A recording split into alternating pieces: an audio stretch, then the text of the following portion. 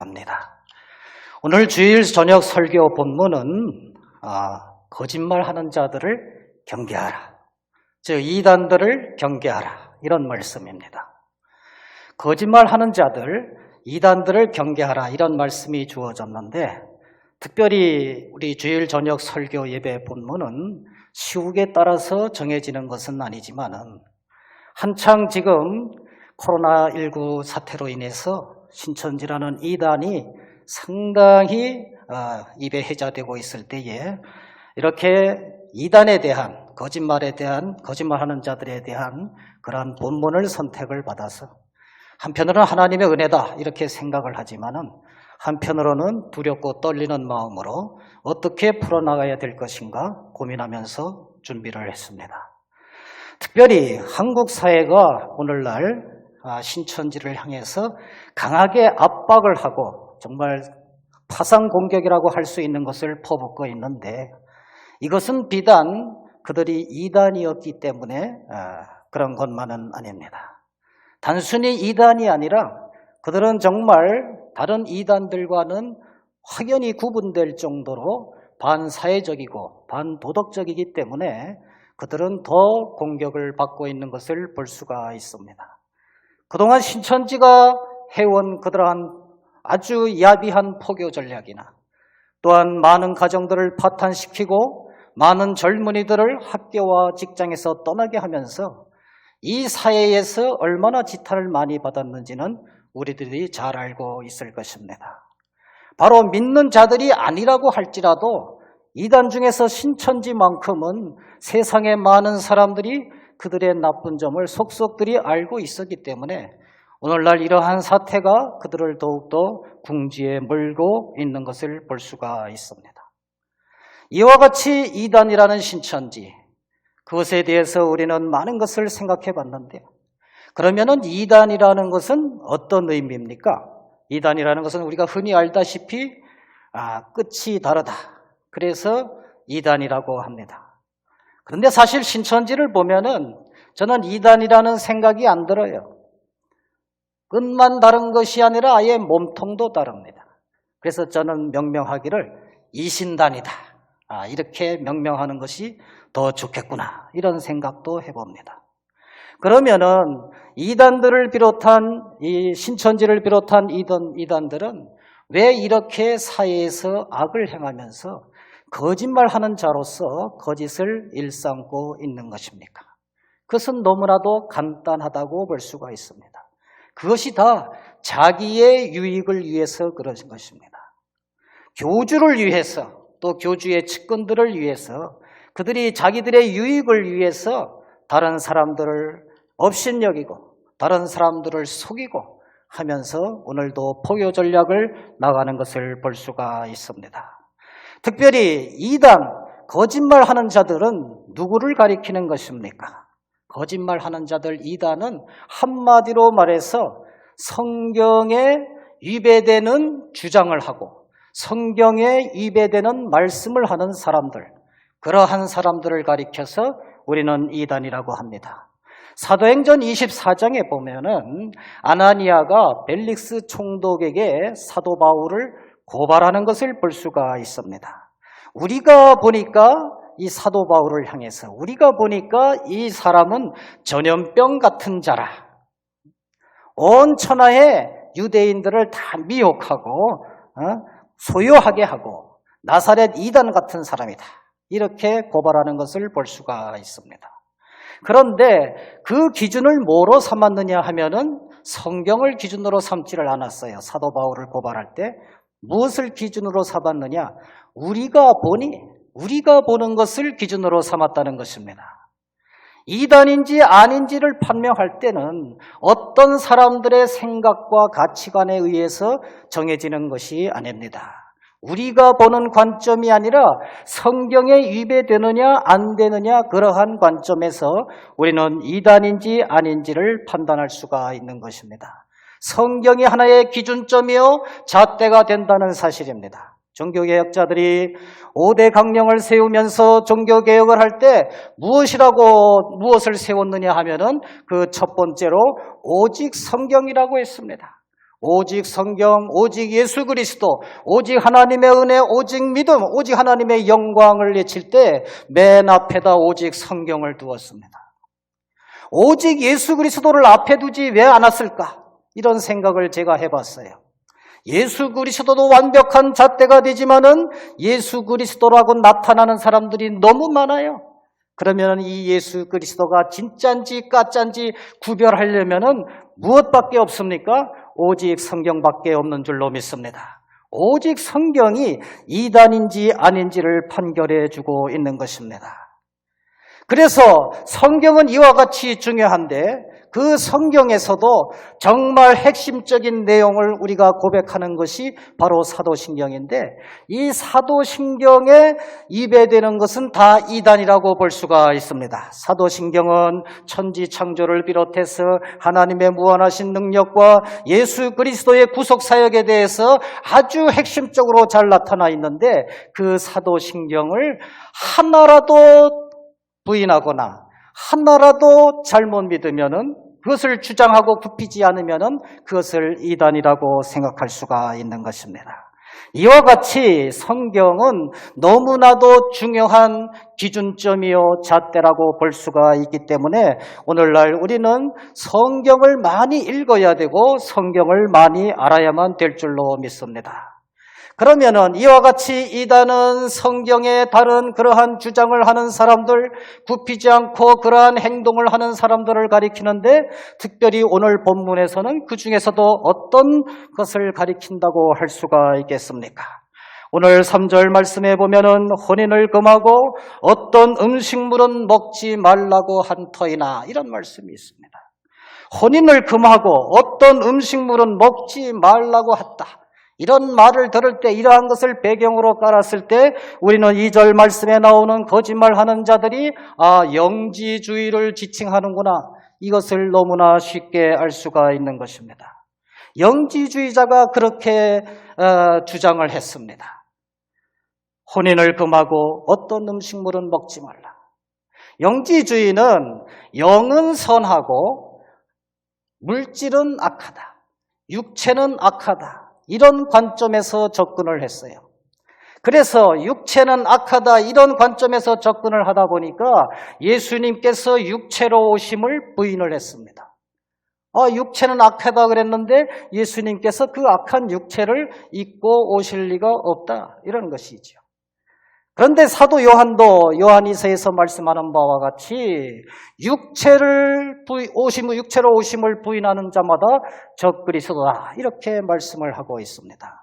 한마디로 말해서 예수님께서 육체로 오심을 부인하는 자들 그들은 적그리스도요 이단이라는 말씀입니다.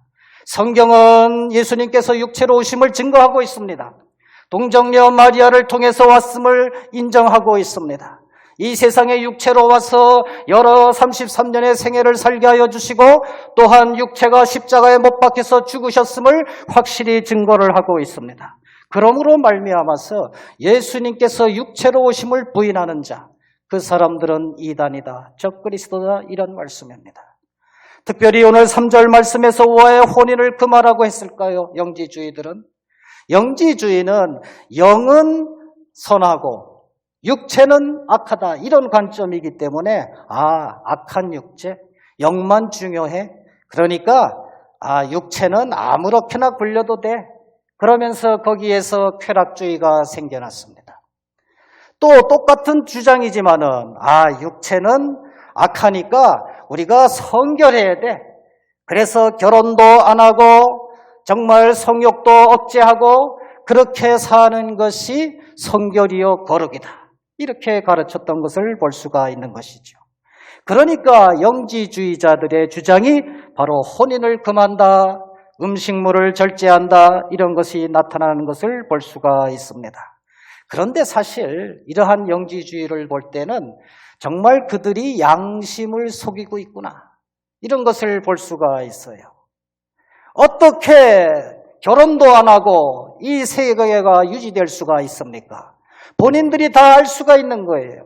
주 안에서 결혼하는 것이 얼마나 아름다운지를 그들도 알 것입니다.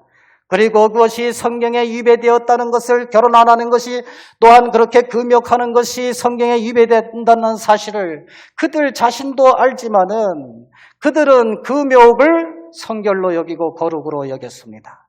그러니까 한마디로 말해서 예식하는 자다, 이런 것이죠. 그러니까 한마디로 말해서 거짓말하는 자다, 이런 말씀입니다. 오늘날에도 우리는 예식하는 자, 거짓말하는 자가 너무나도 많은 것을 볼 수가 있습니다. 예식하는 자, 거짓말하는 자, 그런 사람을 가리켜서 우리는 이단이라고 하는데, 그러면 우리가 신앙생활을 함에 있어서 이단을 어떻게 해야 됩니까? 오늘 제목에 나타나는 것과 마찬가지로 거짓말하는 자들, 이단을 경계해야만 될 줄로 믿습니다. 이단을 경계해야 돼요. 이단을 경계하는 데는 여러 가지 방법이 있을 것입니다.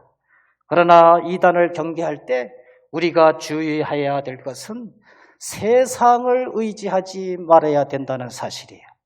세상을 힘입어서 이단을 물리치려고 해서는 안 된다는 사실입니다.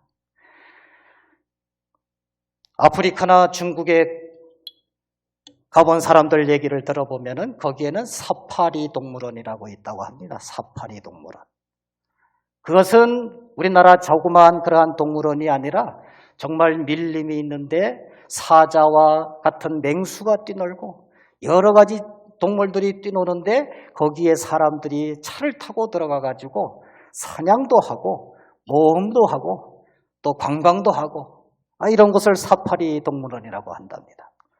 그런데 몇 년 전에 중국의 사파리 동물원에서 한 여자가 호랑이한테 물려 죽은 사건이 발생을 했습니다. 지금도 중국 사파리 동물원 이렇게 인터넷에 치면은 그 여인이 호랑이한테 물려서 끌려가는 장면이 그대로 나옵니다. 아마 CCTV에 찍혔던 것 같습니다. 그런데 이 호랑이와 같이 사자와 같이 맹수가 한 번 사람을 공격한 그러한 맹수는 보통 동물원에서는 죽여버린다고 합니다. 왜 그럴까요? 한 번 사람의 피맛을 맛본 그러한 맹수들은 그 맛을 잊지 못해서 또다시 사람을 공격할 수 있는 확률이 많기 때문이라는 것이죠. 그래서 그런 동물은 미리 사살을 해야 안전하다는 것을 볼 수가 있습니다. 오늘날 우리는 이단을 향해서 공격하는 이 세상을 볼 수가 있습니다. 그것을 볼 때 우리는 너무나도 요즘에 시원하게 느끼는 것을 볼 수가 있어요.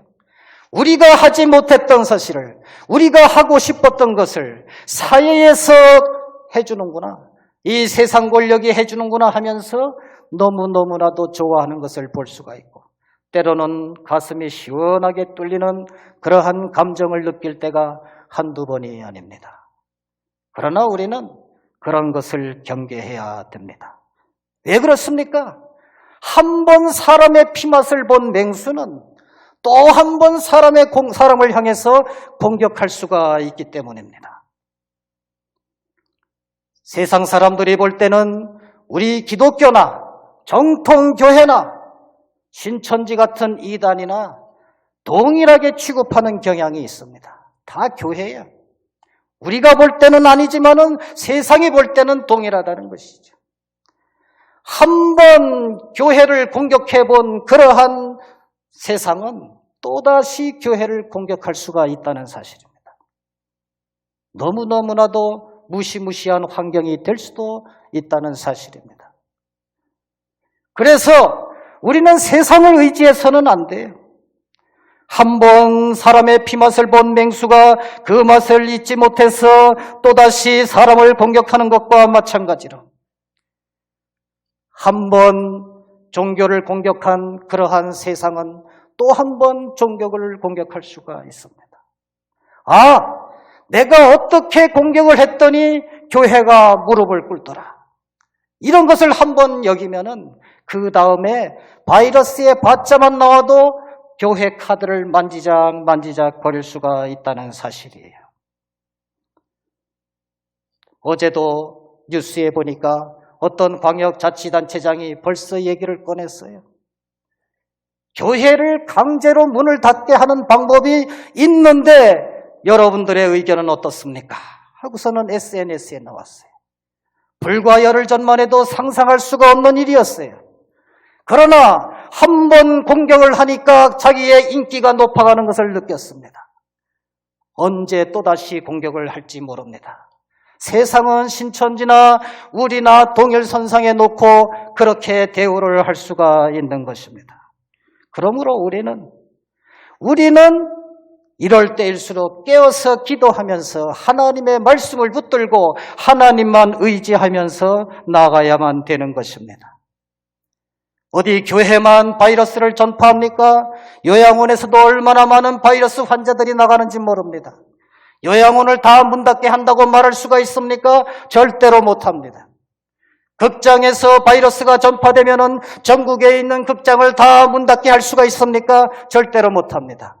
학원을 다 문 닫게 할 수 있습니까? 다 못하지요. 교회가 바이러스의 온상이 된다 이런 말이 퍼지니까 교회를 문 닫게 하겠다. 물론 일시적이지만 그것이 얼마나 악한 생각인지 모릅니다. 켈빈은 국가와 교회와의 관계에 있어서 이렇게 말을 합니다.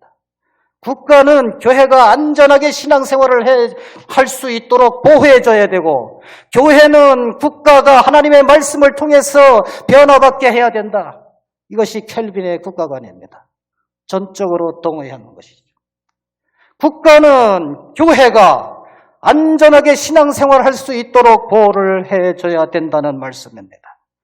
그런데 그것이 되지 않을 경우에는 정말 불행한 그러한 일이 일어나는 것입니다. 우리는 이단의 미혹과 세상의 박해가 있을 때 깨어서 기도해야 됩니다. 기독교 역사상 언제 이단의 미혹이 없었던 때가 있었습니까? 언제 세상의 권력이 교회를 압박하지 않을 때가 있었습니까? 항상 존재합니다.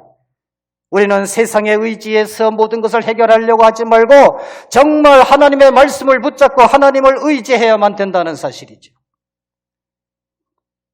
남쪽 유다 왕국이 아수르 군대가 쳐들어왔을 때 이사야 선지자나 예레미야 선지자는 하나님의 말씀을 붙들어라 그렇게 말을 했지만은 유다의 왕은 세상을 의지했어요. 애굽을 의지했습니다. 애굽이 해결해 줄 것을 믿었어요. 애굽의 군대는 강했고 애굽은 인구도 많고 애굽은 부의 상징이었습니다. 그러나 세상이라는 애굽이라는 세상은 힘이 붙이면 물러나게 돼 있습니다. 자기 유익이 없으면 물러나게 돼 있어요. 적과의 동침이 유리하다 싶으면 언제든지 배반할 수가 있는 것이 애굽이라는 세상입니다.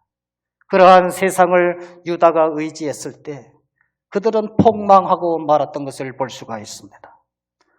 오늘날 우리는 하하 웃고 떠드는 그러한 때가 아닙니다.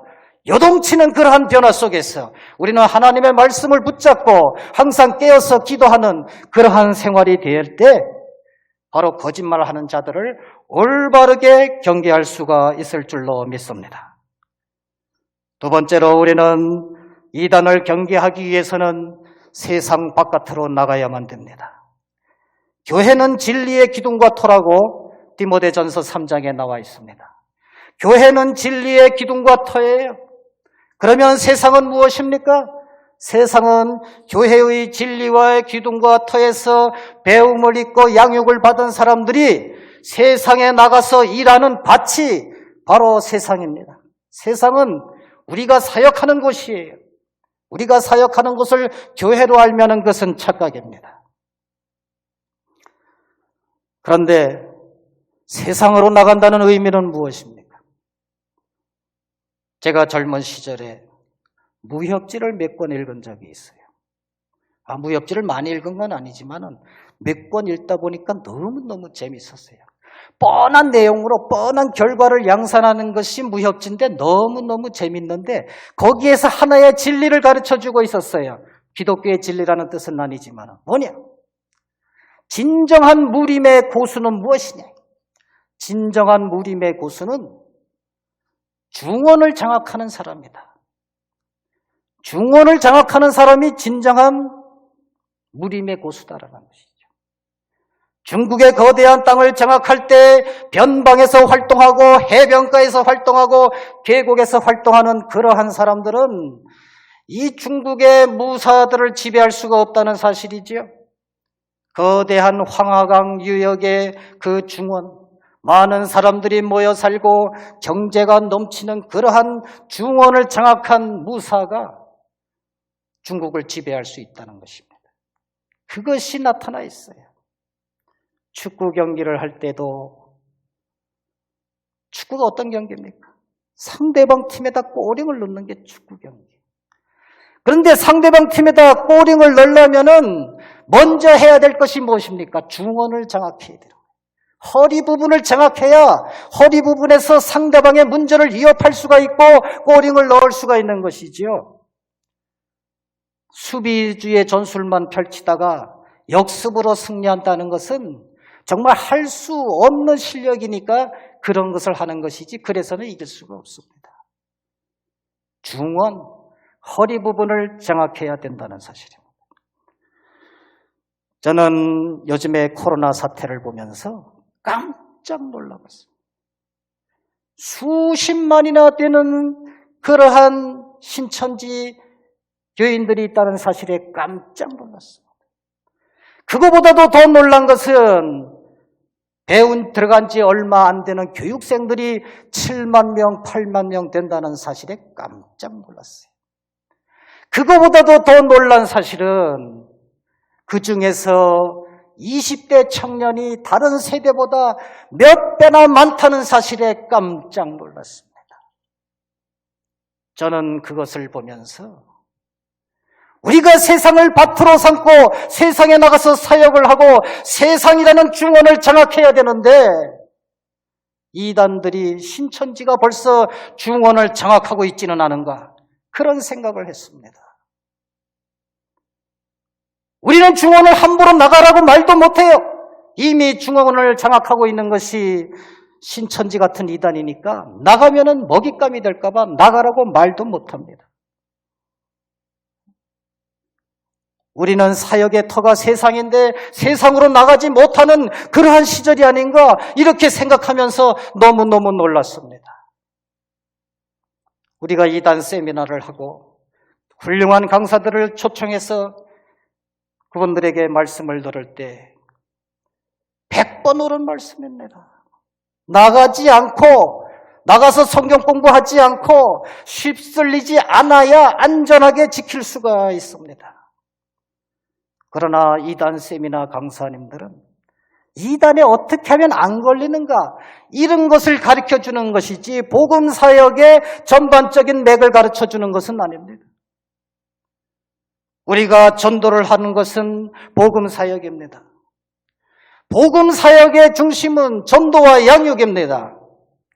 우리가 교회 안에서 갇혀 있어가지고는 나가지 않고서는 그것이 이루어질 수가 없는 것이지요. 그런데 오늘날 우리는 나가지 못하고 있는 건 아닌가. 이미 중원을 장악하고는 이단들이 무서워서 우리는 그저 안전하게 내 양떼만 관리하고 있는 것에 만족하지 않는가. 그런 생각을 할 수밖에 없는 것입니다. 그러나 예수님께서도 중원으로 나가라고 그렇게 말씀을 하셨습니다. 예루살렘과 온 유대와 사마리아와 땅끝까지 이르러서 내 증인이 되리라. 예루살렘과 온 유대와 더 나아가서 사마리아와 땅끝까지 이르러서 중원을 장악해야 된다는 말씀입니다. 그러지 않고 나가보니까 이단들이 득실거려요. 광야가 있어요. 로마의 군대가 있어요.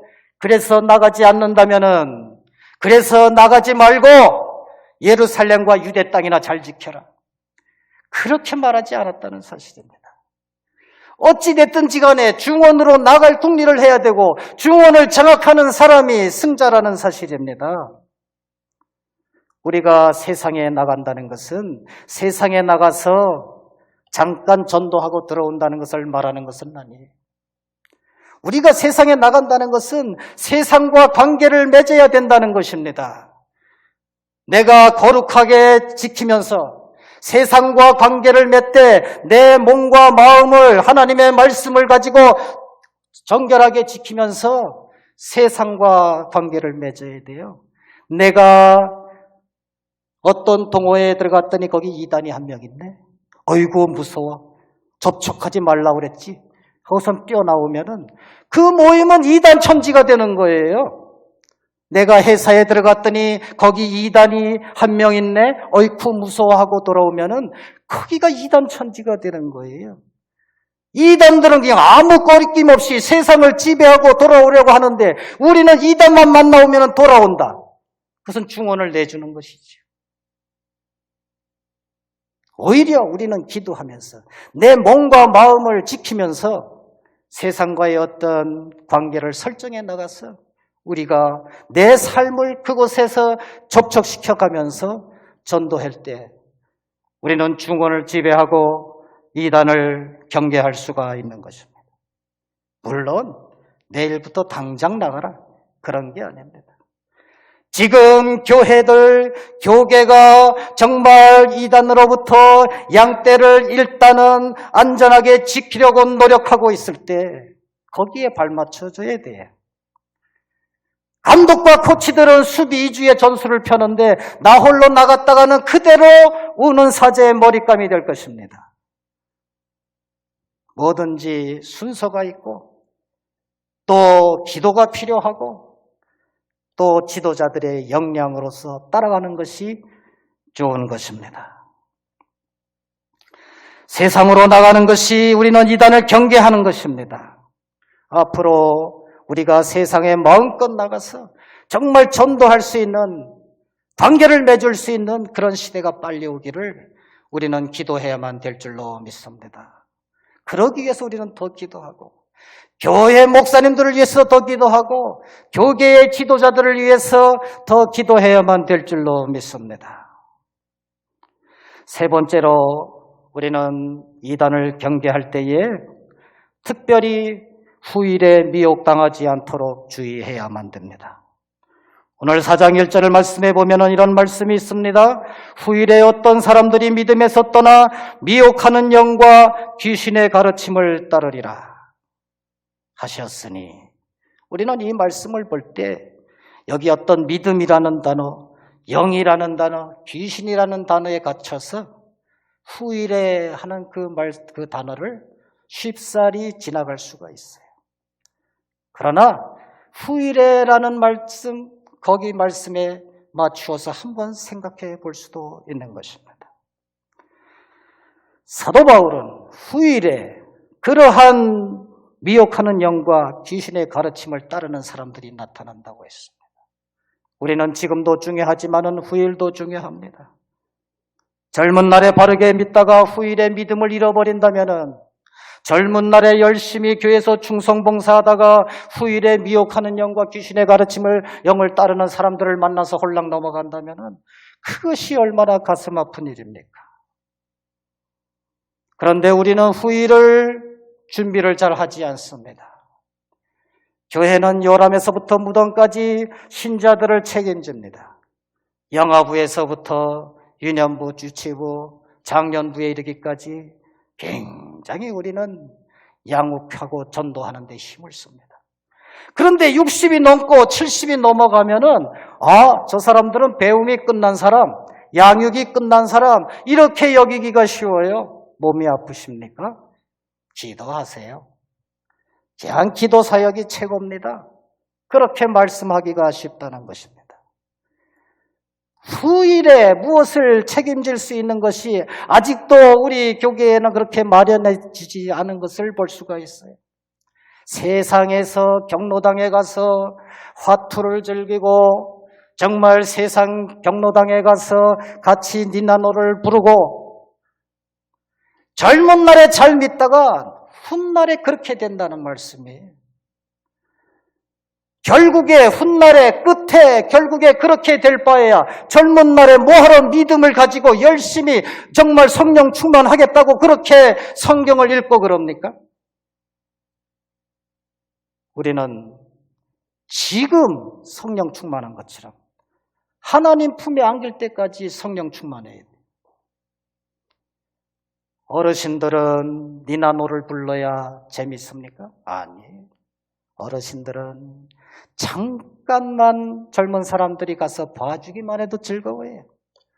어르신들만큼 정말 순진한 사람들이 어디 있습니까? 우리는 후일에 어떤 사람들이 믿음에서 떠나 미혹하는 영과 귀신의 가르침을 따르는 일, 그런 일을 경계해야만 됩니다. 그래도 다행인 것은 어르신들 경로당에는 이단들도 잘 안 가요. 자기 유익이 별로 안 돼서 그런 모양입니다. 그러나 우리는 한 생명의 영혼을 귀하시 여기고 그 일생을 다 중히 여기고 하나님께서 목숨을 붙어져 있는 한 그들에게도 사명을 주셨다는 사실을 깨달을 때 우리는 전심전력 후일을 위해서도 기도하고 어르신들을 위해서도 기도해야 될 줄로 믿습니다. 말씀을 드립니다. 우리는 하나님의 말씀과 기도로 거룩해져야만 됩니다. 우리는 이단들을 경계해야만 됩니다. 그래서 그리스도 예수의 좋은 일꾼이 되어야만 하는 것이지요. 오늘 이 디모데전서는 사도 바울이 무슨 목적을 가지고 썼습니까? 사랑하는 믿음의 아들 디모데를 향해서 그 디모데야 영지주의 같은 그러한 이단들을 경계하라. 그리고 또 하나는 교회의 제도와 직분을 잘 활용해서 내가 그래도 목사니까 잘 활용해서 교회를 잘 올바르게 이끌어라. 이런 관점에서 디모데전서를 기록을 했습니다. 그렇습니다. 우리는 6절 말씀에 나타나는 바와 마찬가지로 예수의 좋은 일꾼이 되어야만 하는데 예수의 좋은 일꾼은 하나님의 말씀과 기도로 거룩해지는 것입니다. 고린도전서 14장에 보면은 사도 바울이 여자들에게 대해서 좀 심하게 말을 했어요. 여자들은 교회에서 잠잠하라. 왜 그런 말씀을 했겠습니까? 여자이기 때문에 그런 말씀을 했겠습니까? 아닙니다. 교회에서 잠잠하지 않고 제도와 직분을 넘어서 활동하고 그래서 시끄러워졌기 때문에 여자들이 교회에서 잠잠하라 이렇게 말하는 것이죠. 이 시대는 이 말씀이 유효하지 않습니까?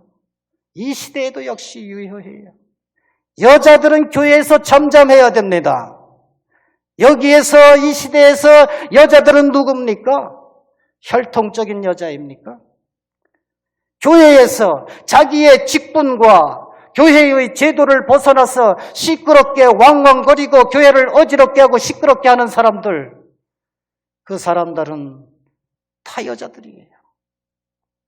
그러지 않고 혈통적으로 여자라고 할지라도 교회와 제도의 직분을 잘 활용해서 그 안에서 충성 봉사한다고 하면은 여자들이여 잠잠하라 할 때 그 여자가 아니라는 말씀입니다. 오늘 우리는 교회의 제도와 직분 아래에서 정말 충성 봉사하는 일꾼이 되어야 됩니다. 평신도는 평신도대로, 당회는 당회대로, 목사님은 목사님대로 그 제도와 직분에 충실해야만 되는 것이지요. 그 제도와 직분에 대해서 어떻게 충실합니까? 다른 사람은 목사고 다른 사람은 장로인데 나는 몇 년을 다니고 10년을 다녔어도 평신도야. 나는 충성하고 싶지 않아. 충성된 일꾼이 아니야. 그렇게 생각할 수가 있습니다. 그러나 오늘 4절 말씀에 보면은 하나님이 지으신 것이 다 선함에 감사함으로 받으면은 버릴 것이 없느니라. 물론 음식에 대해서 말씀하신 것입니다. 무엇은 더럽고 무엇은 먹으면 안 되고 그렇게 생각하지 말고 감사함으로 받으면은 다 선한 것이다. 오늘 우리가 직분을 받을 때에 어떤 직분을 가졌든지 간에 감사함으로 받으면은 다 충성스러운 일꾼으로 생활할 수가 있는 것입니다. 어떻게 감사함으로 우리가 받을 수가 있을까요? 5절 끝에 말씀, 하나님의 말씀과 기도로 거룩하여집니다. 우리는 하나님의 말씀과 기도로 거룩하여질 때에 우리는 어떠한 직분을 받든지 간에 어떠한 일이 맡겨지든 간에 감사함으로 받을 수가 있고 거기에서 예수 그리스도의 충성된 일꾼으로 생활을 할 수 있을 줄로 믿습니다. 오늘 우리는 거짓말하는 자들을 경계하라. 이런 제목으로 말씀을 들었습니다. 그 첫 번째, 이단에 대해서 경계하는 우리들, 이단을 잘 분별할 수 있는 우리들, 또한 이단을 향해서, 세상을 향해서 공격적으로 경계하는 우리들, 또한 우리는 후일에 늙어서도 미혹당하지 않는 우리들, 그러한 모든 것들이 하나님의 말씀과 기도로 거룩하여질 때에 우리는 거짓말하는 자들을 훌륭히 경계할 수가 있을 줄로 믿습니다. 오늘도 우리는 이 말씀을 가지고 정말 이단을 경계하면서 예수 그리스도의 좋은 일꾼이 될 수 있기를 간절히 축원드립니다.